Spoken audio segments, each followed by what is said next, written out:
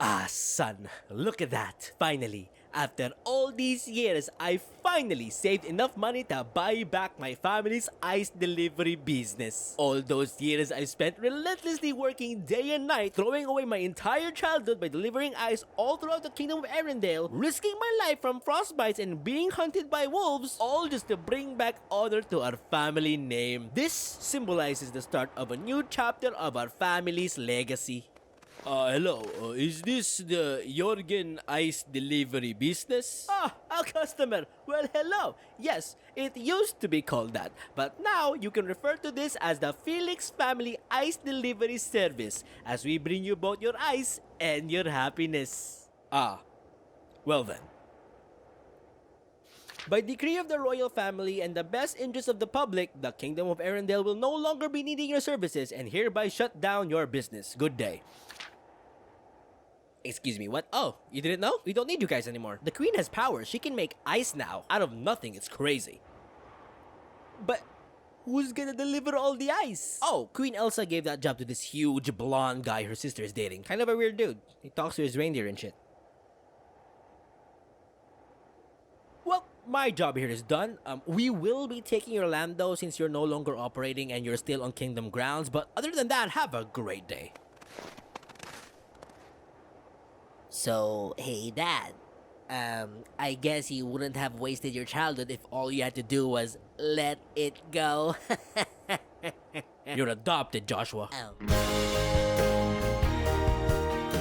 Frozen is a movie that we all know. That's right, boys. For this holiday season, we're taking a look at one of Disney's biggest franchise, Frozen. Released back in 2013, Jesus Christ, almost a decade now, Frozen is Disney's take on the classic fairy tale story, The Snow Queen. A fairy tale that I've never heard of, by the way. I just learned about it when someone told me it actually exists. Now, how faithful was Disney to this story?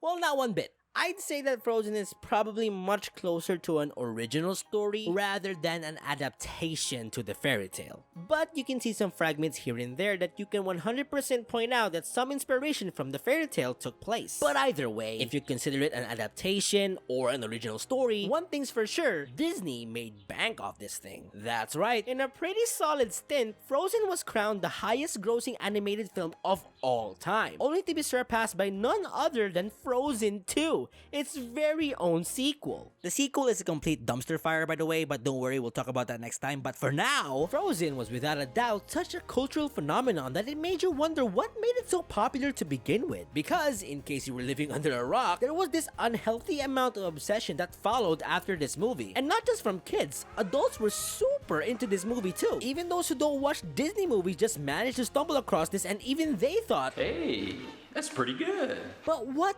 did make Frozen that good? Now, as some of you know, I've already said that Tangled is pretty much the best Disney princess movie. But I wouldn't be shocked if a barrage of comments had Frozen up there instead. Even though Frozen is apparently no longer a Disney princess movie, a label that is apparently a very big deal in the Disney community. Guys, I get it. I jumped the gun and called Encanto a Disney princess movie. But just because they haven't confirmed Mirabel as a Disney princess yet, doesn't mean you have to go to the actual Disney wiki page and update the goddamn thing to prove me wrong. This wasn't there before. It clearly stated Mirabel was an official member. How dare you update the entire page and embarrass me like that? Shame on me. And with that, I stand by my sinking ship and also add that I will be calling Frozen a Disney princess movie. And though Disney did confirm that they removed the sisters from the lineup, which they can apparently do now, I will still call Anna and Elsa Disney princesses for the sake of fuck you and your complicated Disney princess system. Well, anyways, let's take a long hard look and a deep dive with my thoughts on Disney's biggest cash cow. Does Frozen deserve all the hype and fandom it's gotten all these years? Or is it simply a franchise that should have been given the cold shoulder? Well,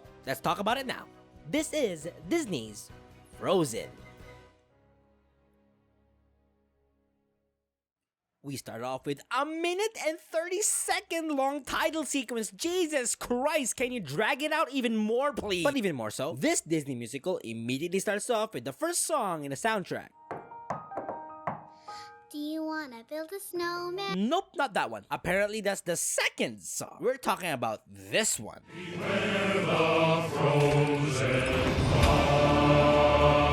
Yeah, apparently this this was the opening number, which I gotta be honest, I completely forgot existed. I always thought Do You Wanna Build a Snowman was the opening song, but apparently not after rewatching. But low-key though, just because it's easily forgettable and overlooked doesn't mean it's bad. There's shockingly a lot of forgettable songs in this movie, but don't worry, we'll talk about that later. The song does present a cold, mystic Norwegian vibe, which I'm pretty sure that's what they were trying to go for, and I kinda like it. So I guess it makes sense for a song like that to be in the movie, but as the opening number? I don't know. Cause the problem here is that the first musical number usually sets the tone for the entire movie. And seeing that the movie is a light-hearted Disney musical, opening the film to this Stronger than 10, stronger than 100 men! kinda gives off a serious Prince of Egypt vibe, rather than Olaf the Friendly Snowman vibe, if you catch my drift.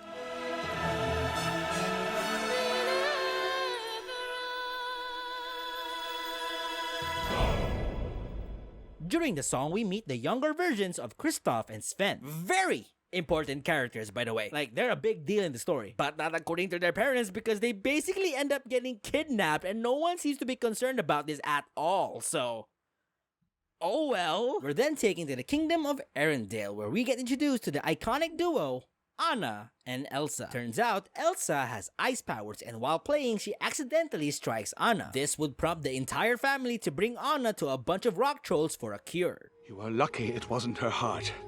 The heart is not so easily changed.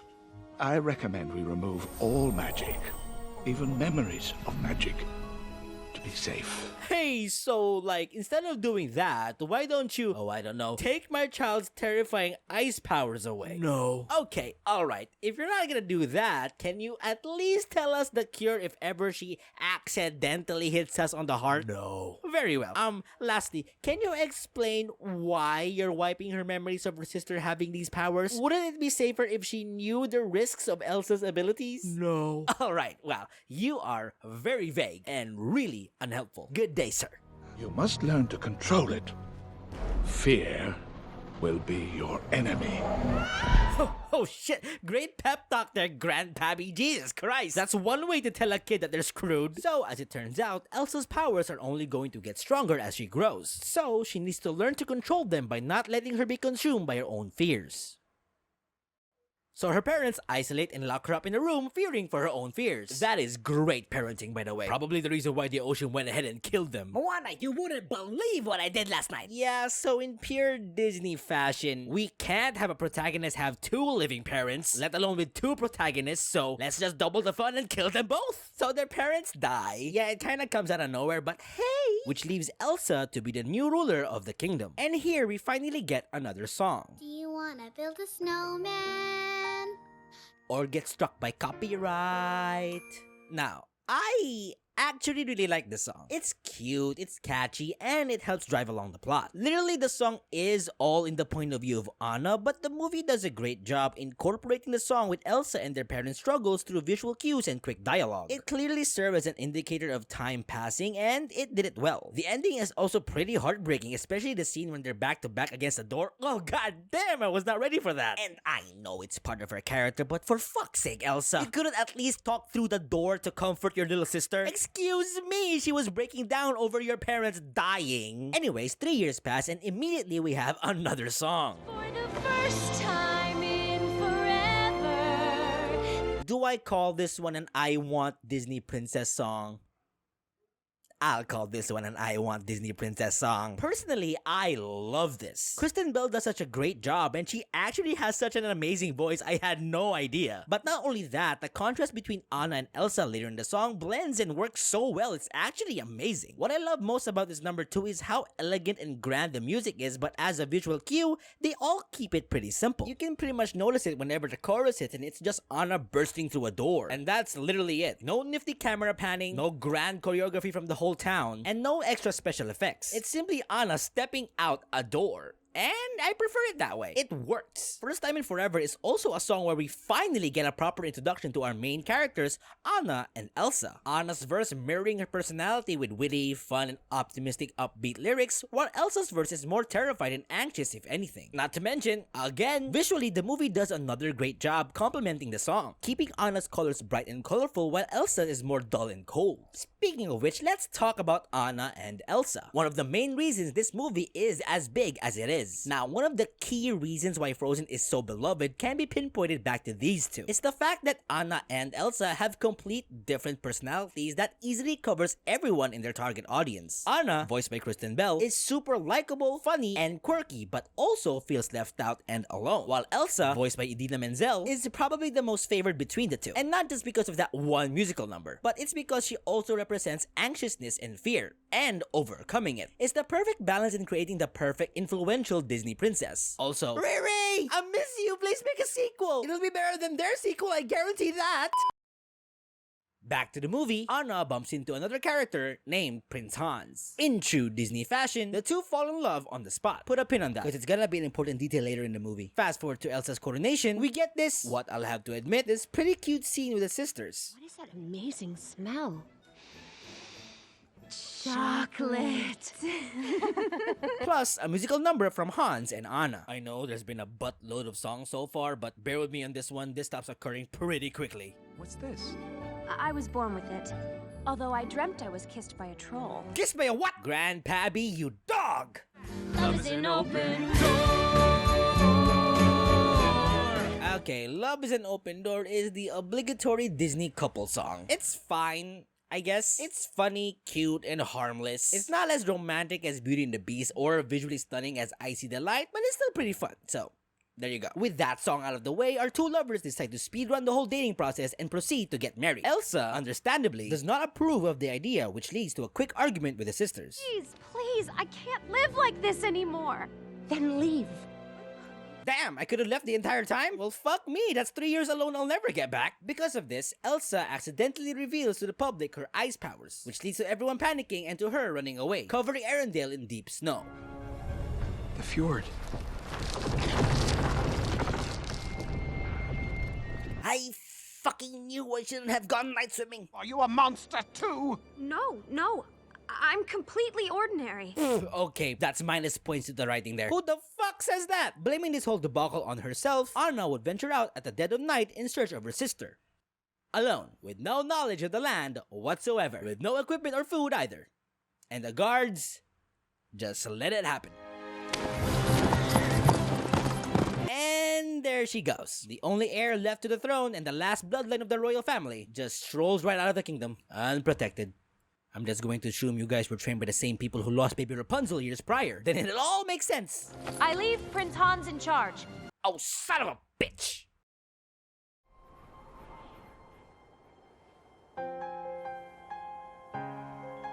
And now, what you've all been waiting for, here we get the best song in the entire movie. Let it go, let it go.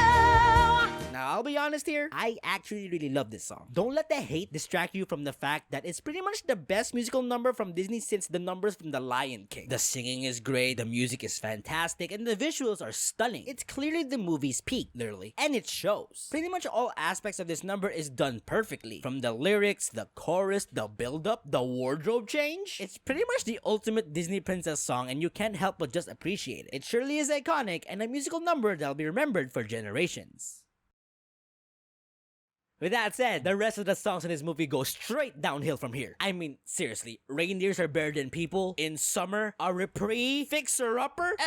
What the fuck? You started out so well, you can just peek in the middle then belly flop your way out. That's not how this works. Yeah, after the behemoth of a song Let It Go, the movie all of a sudden kinda stops giving a shit and kinda just gave up when the song's halfway through. Nobody in their right minds have Fixer Upper or In Summer saved into their playlist. Hell, 90% of the fan base still called them the Troll song and Olaf song respectively because they don't remember the fucking title. Like, goddamn, you got Jonathan Groff to voice one of the main characters and you gave him a 50-second runtime? Half of it voicing a fucking reindeer? You're sick, all of you. fuck you. Yeah, the soundtrack kind of just dips halfway through and becomes stale and forgettable, which is a shame because so far the songs have been absolute bangers. So just to see it abruptly die in the middle of the movie is kinda sad. Kristoff's quote song is dumb. Olaf's song is clearly filler and unnecessary. The First Time in Forever Repris is fine but forgettable. And Fixer Upper is such a bad song topped off with a terrible lesson. Her quote engagement is a flex arrangement. And by the way, I don't see no ring. Advocating cheating now, huh, Disney? Great job. Disney, where fuckboys are made. Well, anyways, back to the movie. During Anna's search, she finally gets to meet Kristoff and Sven, and off they go as a trio to find Elsa. On their way to her castle, they also get to meet Olaf, a snowman Elsa conjured up. Don't ask how that's possible, they also seem to gloss over it too. Olaf, did Elsa build you? Yeah, why? And you're alive? Think so? How does this work? Ow!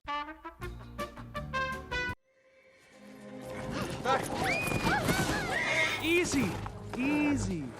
Princess Anna is in trouble. Bro, you wouldn't believe it. It was snow. Snow everywhere. I couldn't take it. I had to leave her. Fucking snow, bro. It came from above. Fucking snow! So at this point in the movie, they pretty much pick up the pace. Hans and some men volunteer to find Elsa and save Anna. Meanwhile, the two sisters finally reunite. And there's this scene where they kind of act like they haven't seen each other for a couple of years after the incident, which honestly would have worked better if that was the case. The writers no doubt probably thought about it too, but decided to go this route, which is fine. But take note that I'm also in the club of wishing Elsa should have been the villain. And let me just say, I really don't like that Elsa had an entire song about letting go of her insecurities and fears, only to end up still being scared of her insecurities and fears. I get it, trauma is a slow process, but goddamn, for the movie's sake, at least let her be more noticeably different. Having her wearing a white gown doesn't equal character growth, guys. But she does look hot though. Oh, mama! Cause Anna ends up finding Elsa and confronts her about the deep winter back in Arendelle. And from the get-go, you can see Elsa just completely break down, undoing the entire point of her song. She even ends up accidentally striking Anna again, but this time on the heart. No, I'm not leaving without you, Elsa. Yes, you are. Wow, for someone who was shocked she made a cute tiny snowman, took you no problem to make that snowman now, huh? They get kicked out of Elsa's palace, and with Anna getting struck on the heart, Kristoff will take her to see the trolls. They have no help whatsoever, by the way. They waste so much time, I can't even describe it. And once again, the cheating song is fucking bad, I swear. So apparently, a cure to the frozen heart is for Anna to experience an act of true love. Only an act of true love can thaw a frozen heart. Thanks, Grandpappy. You could have told that 10 years ago, but okay. Note that they didn't say a true love's kiss. Put a pin on that because the movie has a pretty clever concept about that idea. Back to Elsa and her palace, Hans and the company miraculously find it and hunt Elsa down. Prince Hans saves Elsa from getting shot, and the men successfully capture her and bring her back to Arendelle. Kristoff and Anna are not so far behind as they reach Arendelle in the hopes of Prince Hans' act of love to save Anna. And here is the big twist that caught everyone off guard. Oh, Anna. If only there was someone out there who loved you. Oh my god! These guys are from. Oh my god! Yep, remember that pin we had earlier? Well, turns out Hans was evil the entire time and he never really loved Anna in the first place. It was all apparently one big calculated plan by Hans in order to rule Arendelle. In the words of our Lord and Savior M. Night Shyamalan himself.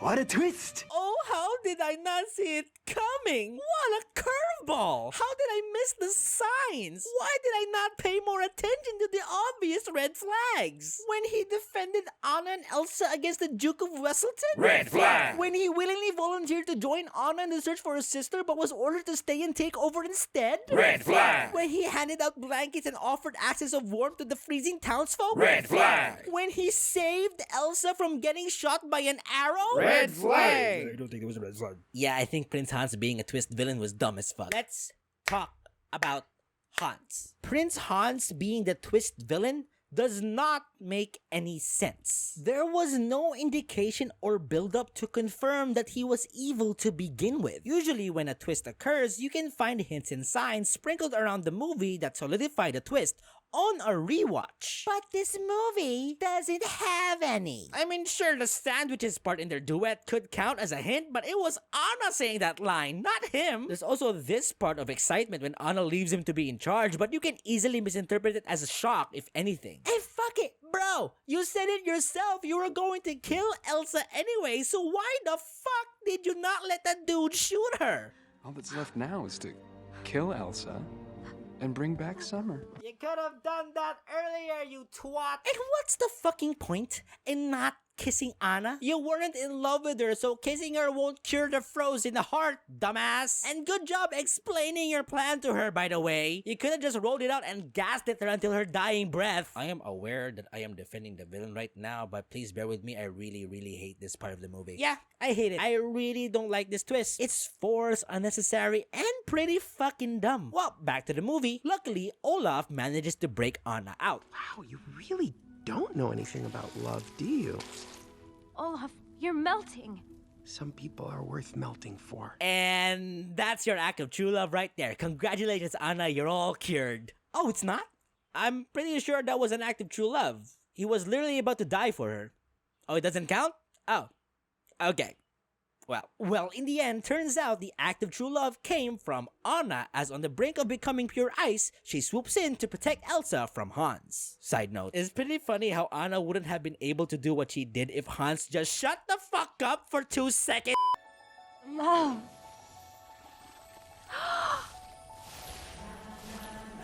Now, to be honest, this ending is a bit of a cop-out. Elsa all of a sudden can control her powers now because of love. And yeah, sure, that shit's corny, but it's a Disney musical with a talking snowman. I think we can give it a pass. So after all that, Elsa brings back Summer, Arendelle is no longer frozen, Hans is defeated, Kristoff and Anna share a kiss, the kingdom collectively says, yeah, okay, with their queen having powers, and they all lived happily ever after.